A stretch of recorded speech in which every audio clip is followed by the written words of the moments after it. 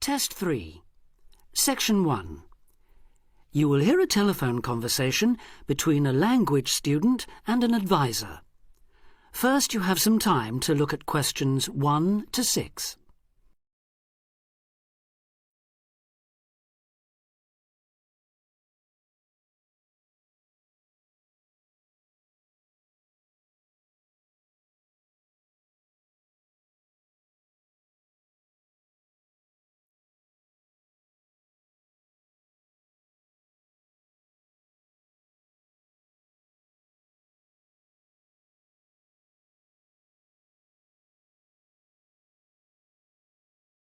You should answer the questions as you listen because you will not hear the recording a second time. Listen carefully and answer questions 1 to 6. Homestay Language Learning, Lisa McDowell here. How can I help you? Hello, my name's Dan. Hello, Dan. And I'm going to be living with a family in Edinburgh for 3 months, so I'd like some advice on what to bring with me. I'm flying in via Singapore on the 15th. Right. Well, perhaps most important of all are your documents. Vaccination certificate, sponsor's letter, and the certifying letter from us for immigration. Yes, I've got all those in order, I think. What I'm really wondering about are money and clothes and things for my room. Personal effects, in other words. OK, let's start with cash. You'll already have money in your bank account here, of course, but make sure when you get here you have some cash on you. Pounds, that is, not euros or dollars. How much do you suggest? I'd say 50 as an absolute minimum. OK. Now, the next thing is which clothes to bring. What do you think? Well, as I'm sure you know, it can get pretty cold here, so you will need some warm clothing. There are shops near here that sell winter clothes quite cheaply, so you really don't need to bring much. Do make sure, though, that you have at least one thick sweater and a jacket with you when you arrive here. The temperature's likely to be a lot lower than in Singapore. Thanks for the warning. Now, something else I'm not sure about is whether to bring my computer. It's a laptop, so it won't take up much room. 2 problems. Firstly, it might not be compatible with the electricity supply in this country. And secondly, there's a risk of it getting broken in transit. Someone travelling here had hers smashed only last month. But surely I can carry it as hand luggage. Usually, yes, but because of all the tight security right now, you may have to check it in. So my advice is to leave yours at home. OK, I think I will. Is there anything else you'd advise against bringing? Well, you won't need household or cooking things. They'll all be provided. And importing food, of course, isn't allowed by customs, though I imagine you already knew that. Well, yes. But there are 1 or 2 things I'd suggest you find room for in your suitcase. Yes? Perhaps a few of your favourite cassettes or compact discs. Of course, you might be able to find them in the shops here, but then again, you might not. That's a good idea. Anything else? Yes. Some photographs of people and places that are special to you could be nice. They can really make your room feel like home. It's just a thought. I'll see if I've got a few good ones.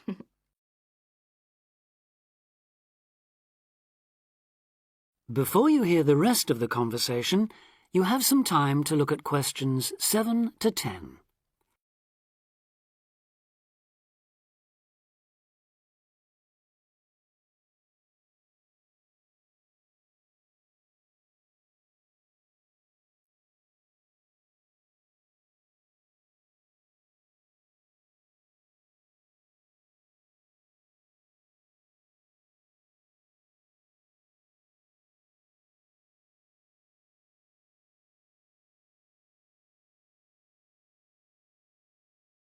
Now listen and answer questions 7 to 10.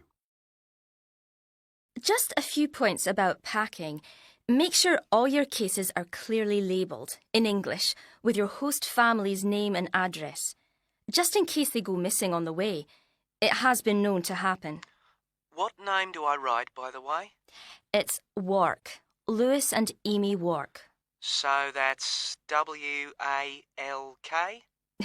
It's actually W-A-R-K. But we'll be posting full details to you later this week. Right, fine. And I'd better put some essentials in my hand luggage. Enough for a night or two in case, as you say, anything happens to my main cases. Yes, I'd recommend a change of t-shirt and socks and so on, plus any medication you may need, and a toothbrush, of course. And my tights. Your tights? Yes, for the flight. Wearing them helps prevent deep vein thrombosis when you're flying long distances, not getting any exercise. Oh yes, I've heard about that. Now, talking about exercise, there's one last thing. When you've packed your baggage, check you can carry it, all of it, at least 500 metres without any help. You may have to do that. Okay. Well, thanks for all your help. You've cleared up a lot of points. Oh, you're welcome. Have a safe journey, and we'll look forward to seeing you next month. Bye. Bye. That is the end of section 1.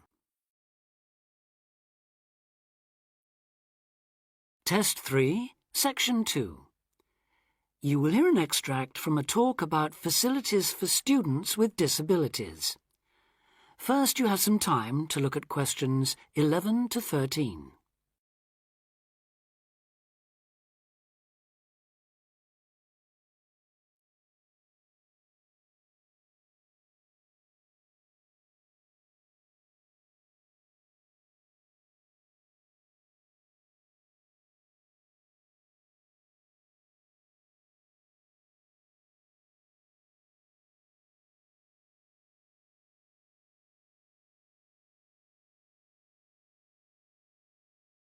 Now listen carefully and answer questions 11 to 13. Welcome to Student Times, the programme with all the latest on what's happening at universities around the country. Today we'll be discussing disabled applicants and the kind of support they can expect to find, or not find, at the university of their choice. With me to tell us more is Student Disability Advisor Sally Taylor. Good morning, Sally. Good morning, Hugh. I'd like to start by pointing out that although 1 in 4 people has some kind of disability, the proportion among students is much lower.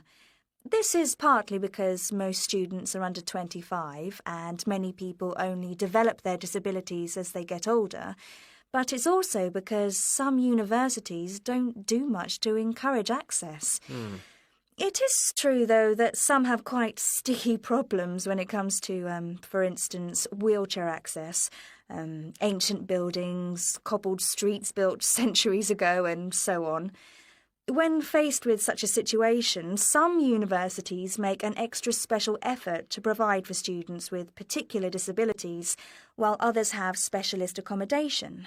In fact, all universities should have a written policy statement on students with disabilities, setting out what facilities they have, what their attitude is, and what they're prepared to do. But having said that, only you can properly understand the challenges of any disability you have, and so before accepting a place at a university, or even while you're considering applying, if only to raise the university's awareness, it's good to talk to them and find out how much they can and will do for you. The problem is who to talk to. Most universities and some students' unions have a disability advisor who is supposed to know what facilities they already have and will help with further arrangements if necessary or possible. However, all too often this person is a token. Sometimes it's just an extra responsibility given to a secretary. They don't know what the situation is in practice, and they don't have any real authority to change anything. So, given that for any prospective student it's best to visit a university before applying, it's an especially good idea for students with disabilities or special needs to check whether the place really does come up to scratch. In general, the university should provide personal care and assistance, and there are certain key features to look out for if you have a particular disability. including the following.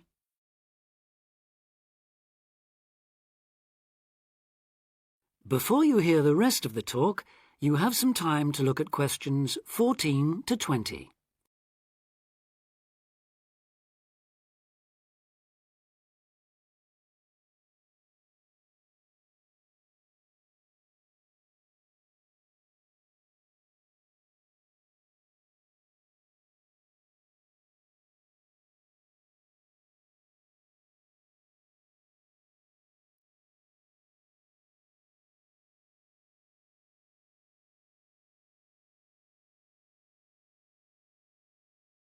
Now listen and answer questions 14 to 20.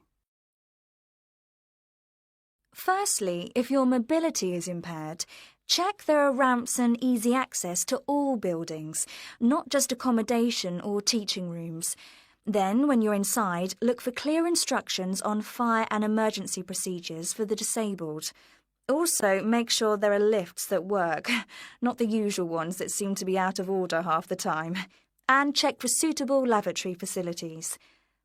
There is a different set of things to look for if you suffer from any kind of hearing impairment.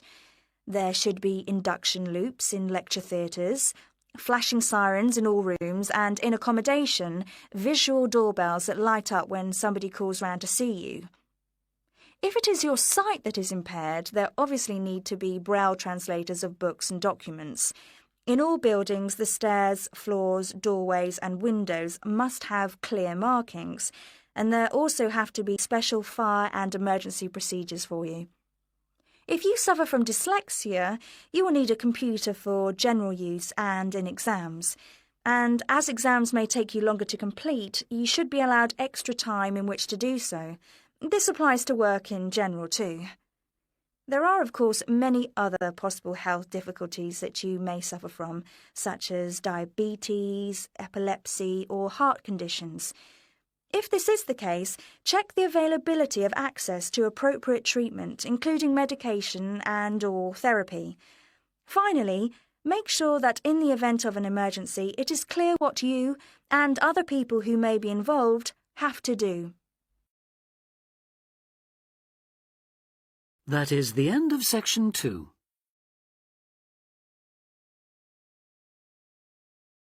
Test 3, section 3. You will hear 3 students discussing a programme of activities for new students at a college.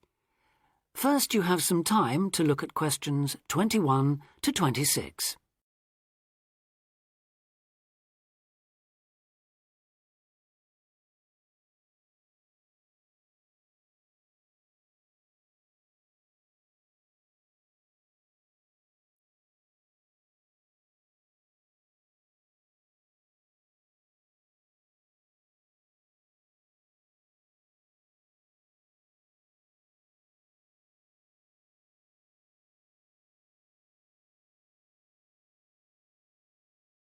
Now listen carefully and answer questions 21 to 26.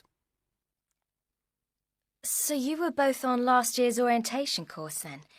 How did it go? I loved it. The activities were well organised and I met people from all over the world. Yes, it was useful.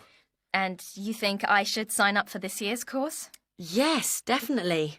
Apart from being fun, it really does prepare you for all the things you have to do in your first couple of weeks. In fact, one of the most useful things was chatting to people who'd already been there for a year, so-called senior students. They'd been on the orientation course the year before last and recommended it to us. Oh, and there was a great atmosphere at the formal dinner too. It was so colourful with people in their traditional dress from Asia, Africa, South America. It was one of the highlights of the whole week. That was right at the end, of course. The first thing they did on the Monday was take us on a guided tour of the Students' Union. And after that, they took us round the city centre, showing us things like the bus station, the main shops. And the best pubs. Right, so it was very worthwhile. Yes, though maybe they could have taken us to a better nightclub. The music at the place we went to was lousy. That's a matter of taste, surely. Well, anyway, the next day they showed us round everything on the campus. And believe me, it was everything. We must have walked miles. I could have done with less information on every building in sight, given that I'll probably never need to go into half of them, and a bit more on places everyone's likely to use at some time or other, like the sports block, the health centre, the bicycle and car parks. Which reminds me, there was an afternoon session on how to drive in this country, which seemed to me a bit weird, you know, for a university course. I suppose it's because there have been accidents involving students who aren't used to people driving on the left. I was there, actually. How was it? Well, I must say I was a bit disappointed. There were some useful driving tips, but it might have been more helpful if it had included stuff for pedestrians. How to avoid getting run over, for example. You didn't go to the session on safety then? No. Well, apparently that dealt with road safety for pedestrians, along with lots of other aspects, of course. I wasn't there myself, but that might be something worth going to, Julia. Before you hear the rest of the discussion, you have some time to look at questions 27 to 30.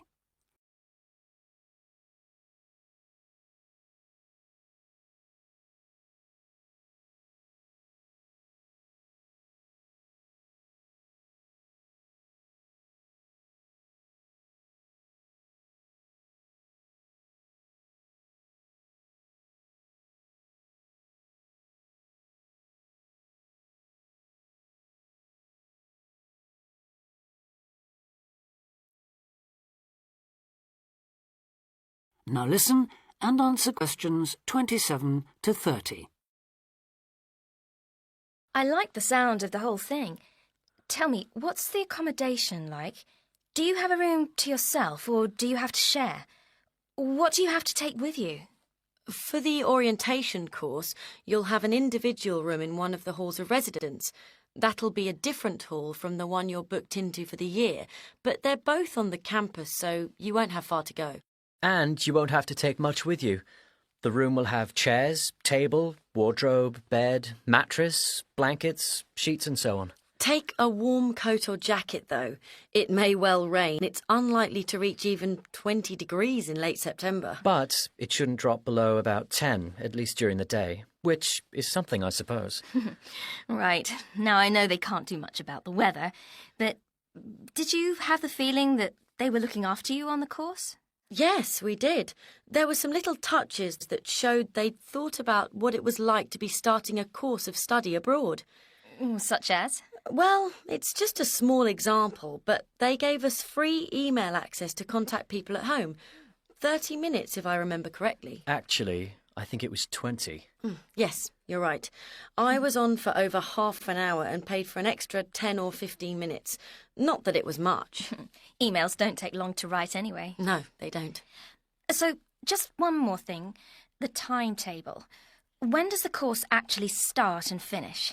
Well, a lot of people get there on the Sunday, though you'd have to find a room for an extra night, as the course accommodation is only booked from the Monday, when things get going. Then they'll keep you busy all week until the dinner on the Friday. And that's it, is it? Yes, there's nothing after that. Though most people stay over till Saturday, partly to recover from the party, but also because they can then move straight into their permanent rooms. I think I'll do that. Well, thanks a lot for all your advice. I'm sure I'll enjoy the course. I wish I could go on this year's too. That is the end of section 3.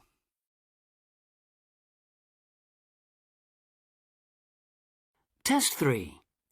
Section 4. You will hear part of a lecture about fireworks. First, you have some time to read questions 31 to 40.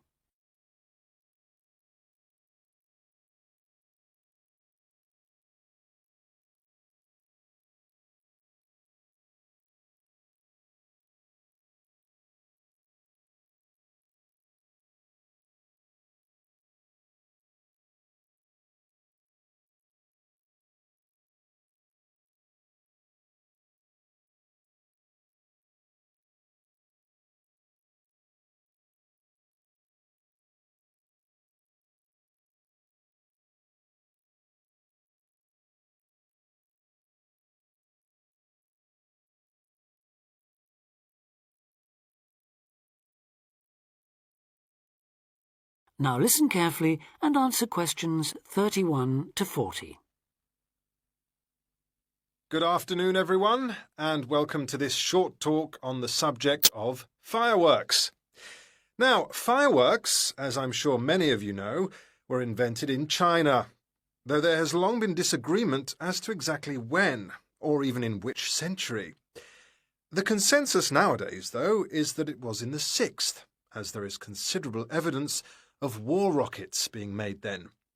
We also know that fireworks were in use by the 7th century in Arabia, where they were called Chinese arrows, reflecting their military potential.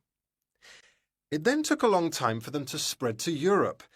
In fact, it wasn't until the 1200s that fireworks made their appearance there.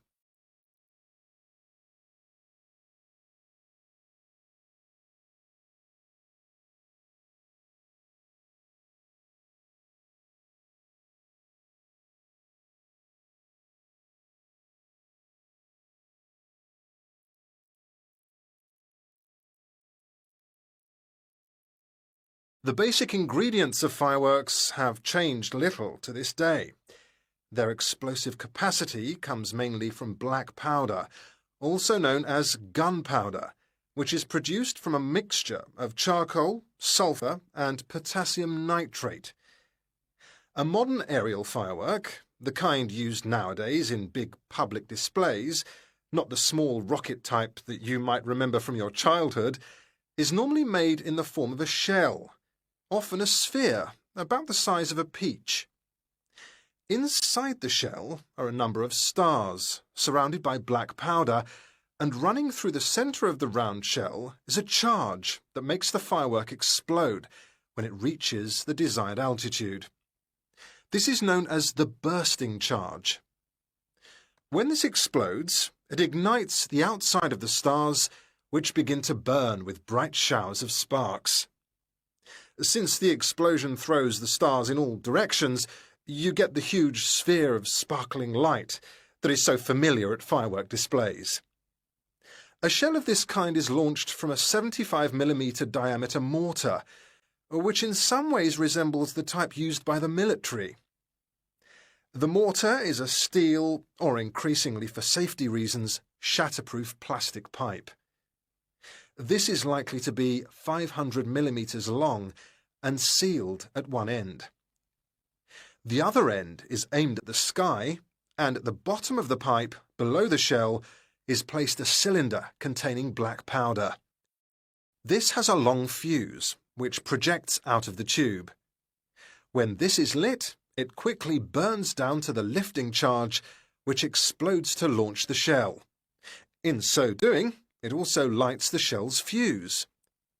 The shell's fuse burns while the shell rises to its correct altitude and then ignites the bursting charge so it explodes. More complicated shells are divided into sections and burst in 2 or 3 phases.